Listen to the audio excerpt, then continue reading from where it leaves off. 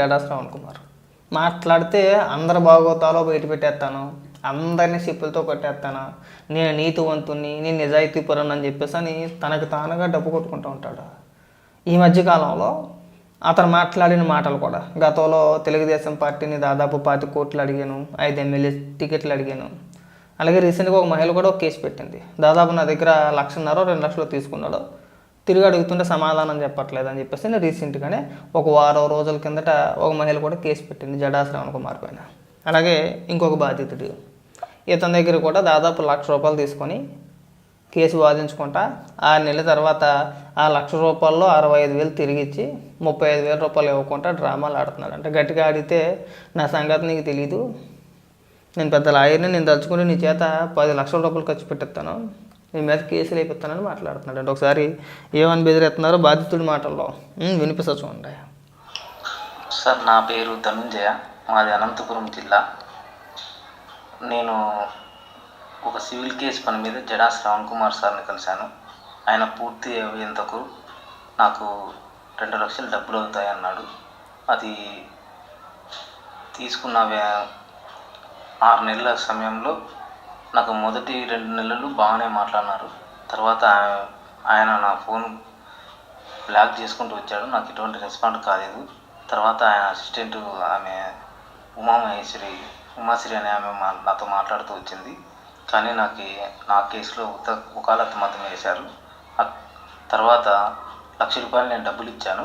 ఆ 1,00,000 రూపాయలకు గాను నా డబ్బులు నాకు వెనక్కి వెళ్ళి నా కేసు వెనక్కి ఇవ్వండి అని అడిగాను.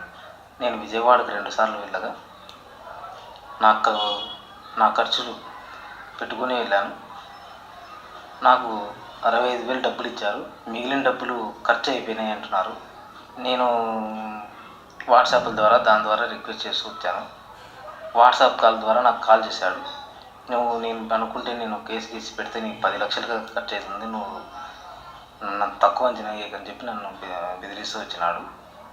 అయితే నా డబ్బులు నాకు ఇవ్వలేదు. నేను ఏం చేయలేక ఫేస్బుక్లో ఒకటే ఆయనకు రిక్వెస్ట్ పెడుతూ వస్తున్నాను, ఎందుకంటే ఇంకా వేరే నాకు ఆప్షన్ లేదు. దయచేసి నా డబ్బులు నాకు ఇవ్వండి సార్, దయచేసి. నేను అప్పు తెచ్చి మీ దగ్గర వడ్డీలకు తెచ్చి నేను కట్టాను సార్. నా దగ్గర అంత డబ్బులు లేదు సార్, అంత స్తోమత లేను, మా ఇంటి బీద పరిస్థితి. జడా శ్రవణ్ కుమార్ గారు ఇచ్చేయండి చిరాగ్గా 35,000కి 50,000కి 1,00,000 రూపాయలకి ఎందుకండి ఈ గొడవలన్నీ కూడా. బ్రహ్మాండమైన మంచి పేరు ఉంది. మీరు ప్రజల కోసం 2019 నుంచి 2024 వరకు మీ సొంత సంపాదన 25 కోట్ల రూపాయలు ప్రజలకు ఖర్చు పెట్టారని చెప్పేసి అని మీరే నాగరాజు గారికి ఇచ్చిన ఇంటర్వ్యూలో చెప్పారు. 25 కోట్లు ప్రజల కోసం ఖర్చు పెట్టిన మీరు ఎందుకండి చిల్లరగా 35,000కి 1,00,000 రూపాయలకి 1,50,000కి కక్కుర్తిపడి సోషల్ మీడియా దాకా తెచ్చుకొని వాళ్ళు బాధితులు ఎవరైతే ఉన్నారో వాళ్ళు మీ పైన వీడియోలు చేసి స్టేషన్కి వెళ్ళి కంప్లైంట్లు ఇచ్చి ఇదంతా పెద్ద రచ్చ వ్యవహారం కింద లేదండి? ఇది సిరాకు అనిపించట్లేదా? మొన్న ఒక మహిళ కంప్లైంట్ ఇస్తే మీరు రాకుండా మీ అనుచరులు ఎవరో వచ్చి ఒక ప్రెస్ మీట్ పెట్టి డూన్ డకారం అన్నేస్తాం ఇన్నేస్తాం మా పైన కుట్ర పన్నారని చెప్పేసి నానా యాగి చేసి వెళ్ళిపోయారు. ఇవాళ వరకు మీరు ఎక్కడ కూడా ఆ సంఘటన తర్వాత ఎక్కడా ప్రెస్ మీట్ పెట్టలేదు. ఇగో మరొక వీడియో బయటకు వచ్చింది, బహుశా ఈరోజు ఖచ్చితంగా ప్రెస్ మీట్ పెడతారు.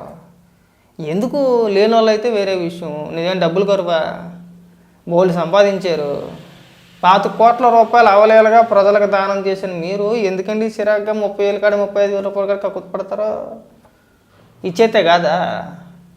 చూడండి, గతంలో మీరు ఎంత బాగా మాట్లాడేవారు, ఇప్పుడు మాట్లాడే అవకాశం లేదుగా. ఎవడు మాట్లాడినా ఇల్లేహే చెప్పావు, కానీ నువ్వే అన్నిటి మీద ఇన్నిటి మీద చేతులు వేసేసి కేసులు వాదిస్తామని చెప్పేసి చేతులు వేసేసి చక్కగా అందుని కాడికి నొక్కేసి గట్టిగా మాట్లాడుతూ కేసులు వేస్తామని చెప్పి బెదిరేస్తుంది. మీ బాగోదు మాకు తెలుసులే అని చెప్పేసి అని అంటారు. ఇప్పుడు ఖచ్చితంగా అంటారండి. అనుకుంటే ఎట్టుంటారో ఎందుకు ఎవరి దాకా ఎందుకు నేనే అంటాను.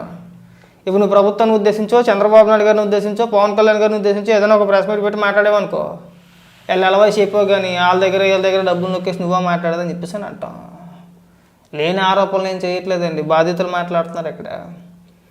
ఎవరైతే మీరు దగ్గర డబ్బులు తీసుకొని కేసు వాదించకుండా తిరిగి అడిగితే కేసులు పెడతామని చెప్పేసి అని బెదిరిస్తున్నారో వాళ్ళే డైరెక్ట్గా బయటకు వచ్చి స్వయంగా జడా శ్రవణ్ కుమార్ మమ్మల్ని ఇలా మోసం చేసేయడని చెప్పేసి వాళ్ళే చెప్తున్నారు. మేము చెప్పేది కాదు ఇది. మరి తెల్లారలేగితే నీతివంతుని నీతి నిజాయితీ నేను 1 రూపాయి ముట్టుకోనండి ఇలాంటి మాట్లాడతామని మనం అదేది ఇచ్చేస్తే కాదా? ఇచ్చేసేయండి శుభ్రంగాను. అవన్నీ సెటిల్ చేసుకోండి. ప్రస్తుతానికి ఎదురే బయటకు వచ్చారు. ఇంకా రాని వ్యక్తులు ఎంతమంది ఉన్నారో. మీ మోసాలు ఒక్కొక్కటి అంటే మోసాలు అంటే మళ్ళీ పెద్ద పదం కింద ఉంటుందేమో మీరేం ఫీల్ అయిపోమాకండి. మీరు సాధారణంగా వాడే పదజాలమే. మీరు చేసిన మోసాలు ఇద్దరు బయటకు వచ్చారు. ఇంకా ఎంతమంది ఉన్నారో బయటకు రాని వ్యక్తులు. వాళ్ళంతా వస్తే ఉన్న పరువు పోద్ది మీదే. రేపొద్దున మనకు మాట్లాడే అవకాశం కూడా ఉండదు.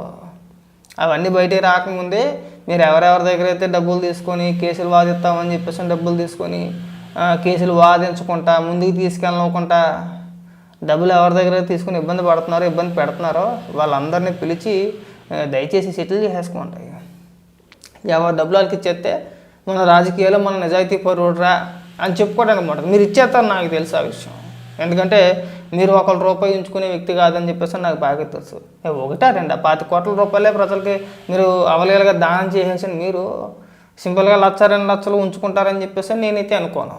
సో నేనే కాదు, ఎవరో అనుకోరు అలాగా. మీరు చాలా మంచి వ్యక్తి, దానగుణం ఉన్న వ్యక్తి. మీరు 5 కోట్లు అంటే మాటలు. ఇవాళ రేపు 1,00,000 2 లక్షలు ఎవరికైనా ఇవ్వాలంటేనే కిందకి పైకి ఆలోచించే జనాలు ఉన్న సమాజంలో మీరు ₹5 కోట్ల అవలేలుగా అలా ఎడంచేతి తీసిరేసారంటే మీ దానగుణం ముందు ఇలా 30,000 ₹1,00,000 పెద్ద లెక్క కాదు. మీరు దయచేసి ఇవన్నీ సెటిల్ చేసేసుకొని ఆ తర్వాత 10 మందికి ఉపన్యాసాలు పాఠాలు చెప్పాలని చెప్పేసి మా తరపు నుంచి ఒక చిన్న కోరిక అండి. అంతకుమించి ఏమీ లేదు. మీరు పెద్ద పెద్ద ఉపన్యాసాలు చెప్పమాకండి. మళ్ళీ ప్రెస్ మీట్ పెట్టి నా పైన కుట్ర పన్నీరు, నన్ను ఆల్టర్పాలు చేస్తున్నారు, నేను ప్రభుత్వాన్ని గట్టిగా ప్రశ్నించేస్తున్న మూలాన్ని నా పైన తప్పుడు కేసులు పెడుతున్నారు. సరే ఇలాంటి డైలాగులు కొట్టమాకండి. ఇలాంటివన్నీ చాలా చూసాను. మిమ్మల్ని ఏమి 2 లక్షలు 3 లక్షలు తీసుకోమని చెప్పేసి ప్రభుత్వం మీకు చెప్పలేదు. సార్ నా పేరు ధనుంజయ, మాది అనంతపురం జిల్లా. నేను ఒక సివిల్ కేసు పని మీద జడా శ్రవణ్ కుమార్ సార్ని కలిశాను. ఆయన పూర్తి అయ్యేంతకు నాకు 2 లక్షలు డబ్బులు అవుతాయన్నాడు. అది తీసుకున్న 6 నెలల సమయంలో నాకు మొదటి 2 నెలలు బాగానే మాట్లాడినారు. తర్వాత ఆయన నా ఫోన్ బ్లాక్ చేసుకుంటూ వచ్చాడు. నాకు ఎటువంటి రెస్పాండ్ కాలేదు. తర్వాత ఆయన అసిస్టెంట్ ఆమె ఉమాశ్రీ అనే ఆమె నాతో మాట్లాడుతూ వచ్చింది. కానీ నా కేసులో వకాలత్ మాత్రం వేశారు. తర్వాత ₹1,00,000 నేను డబ్బులు ఇచ్చాను. ఆ ₹1,00,000 గాను నా డబ్బులు నాకు వెనక్కి ఇవ్వండి, నా కేసు వెనక్కి ఇవ్వండి అని అడిగాను. నేను విజయవాడకు 2 సార్లు వెళ్ళగా నా ఖర్చులు పెట్టుకుని వెళ్ళాను. నాకు 65,000 డబ్బులు ఇచ్చారు. మిగిలిన డబ్బులు ఖర్చు అయిపోయినాయి అంటున్నారు. నేను వాట్సాప్ల ద్వారా దాని ద్వారా రిక్వెస్ట్ చేస్తూ వచ్చాను. వాట్సాప్ కాల్ ద్వారా నాకు కాల్ చేశాడు. నేను అనుకుంటే నేను కేసు గీసి పెడితే నీకు 10 లక్షలుగా ఖర్చు అవుతుంది, నువ్వు నన్ను తక్కువ అంచనా వేయకని చెప్పి నన్ను బెదిరిస్తూ వచ్చినాడు. అయితే నా డబ్బులు నాకు ఇవ్వలేదు. నేను ఏం చేయలేక ఫేస్బుక్లో ఒకటే ఆయనకు రిక్వెస్ట్ పెడుతూ వస్తున్నాను. ఎందుకంటే ఇంక వేరే నాకు ఆప్షన్ లేదు. దయచేసి నా డబ్బులు నాకు ఇవ్వండి సార్. దయచేసి నేను అప్పు తెచ్చి మీ దగ్గర వడ్డీలకు తెచ్చి నేను కట్టాను సార్. నా దగ్గర అంత డబ్బులు లేదు సార్, అంత స్తోమత లేను, మా ఇంటి బీద పరిస్థితి. దయచేసి నా రిక్వెస్ట్ మన్నించి నాకు ఇవ్వండి సార్ డబ్బులు. ఎవరైనా సరే నాకు ఇప్పించి నా సాయం చేయండి నాకు దయచేసి. నేను చిన్న కన్స్ట్రక్షన్ దాంట్లో పని చేసుకుంటుండేవాడిని. దయచేసి నా డబ్బులు నాకు ఇప్పిస్తే నేను ఇంకో లాయర్కైనా ఫీజు ఇచ్చుకోవాలి. కాబట్టి మీరు ఏం చేయలేదు కాబట్టి నా డబ్బులు నాకు ఇవ్వండి సార్, అంతే. ఇది అన్యాయం చేయకండి సార్. నమస్తే.